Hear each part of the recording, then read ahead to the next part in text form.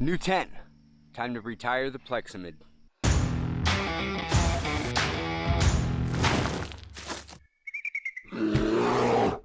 So I leave for the PCT in a little under 4 weeks, and about 2 weeks ago I pulled out my trusty Zpacks Plexamid and I spent a night in it because it had been a while. Well, I woke up in the morning with water inside my tent. We had had a torrential downpour over the night, and that had never happened to me before. Like, I'd never woken up with water in the tent, really.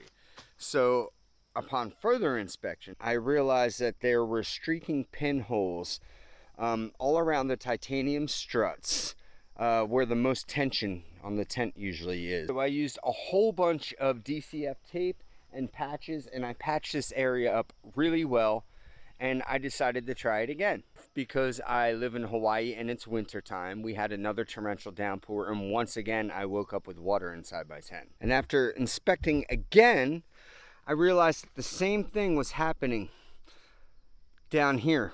So I have an area there. It's kind of tough to see. Let's see if I can get in close on it. But there's streaking pinholes running down the tent. Now I could patch that, but I decided, you know, I don't think this tent is going to get me a whole nother through hike. I mean, I've already done 3/4 of the Appalachian Trail with this thing and numerous backpacking trips here in Hawaii. I also made the mistake, it's probably what contributed to the downfall of this tent, of leaving this thing set up for probably like 10 or 12 days without taking it down in the hot Hawaiian sun. Could have gotten a lot more miles out of this tent if I had, you know, taken a little better care of it. So I ordered something new. I got myself a Zpacks Altaplex. Now I'm going to go ahead and set this thing up real quick, and then we're going to get into the details on it, the specs on it, why I chose to purchase this tent over a Plexamid or a duplex, because I've owned all three now.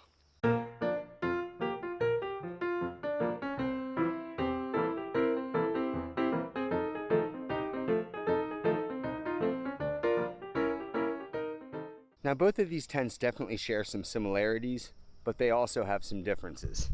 As you can see, they both are set up with a single trekking pole, and both of them can be set up using 6 to 10 stakes. They're both single wall shelters, and they're both made of Dyneema composite fabric. The thing you notice the most when you're looking at both these tents is definitely the size. You can see the Plexamid is considerably shorter and smaller than the Altaplex. Now, if you've seen any of my previous Zpacks Plexamid videos, you may remember that the trekking pole gets set to 48 inches. The center width of the floor inside is 38 inches, and the end widths are 28 inches. The entire floor is about 7.5 feet wide, and when the tent is packed up, it's about 6 by 12 inches. It weighs 15.2 ounces and is one of the lightest backpacking tents on the market. Okay, now on the Altaplex, the trekking pole is set from 56 to 58 inches, and most people's trekking poles aren't going to extend that far. So Zpacks offers a 6-inch extension, tongue twister, 6-inch extension that you can order off of their website. And rather than spend, I think, the 15 bucks or 20 bucks for that, I've had an old pair of trekking poles laying around, and I just cut a 6-inch section off of one of them, and I slide my trekking pole tip into it, and it works. Now, unlike the Plexamid, the Altaplex's floor does not taper at the ends. It maintains a 36-inch width along the entire length of the floor, and the floor, just like the Plexamid, is 7.5 feet long. Now, the Altaplex comes in at 16.1 ounces. That's only 1.1 ounces more than my Plexamid weight. That's a 0.51 ounce per square yard DCF. This is 0.74. It's significantly thicker. And honestly, anytime I order Dyneema from now on, it's probably going to be thicker than the 0.51. I just feel like the stuff is more durable. The thicker stuff doesn't wear as quickly. Why did I choose the Altaplex over a Plexamid? And why didn't I just get another duplex? I used to love my duplex. This is why. Look at this. I can take my arms, I can stretch them up over my head. I'm 5'11" and I have pretty long arms, but I have room in this tent. I have so much room in this thing. Now the Plexamid is a great tent, and don't get me wrong, I had room in that thing, but not like this. Me down here, I can put my arms above my head, stretch out. I have so much room in this thing. I can sit up without worrying about hitting the walls.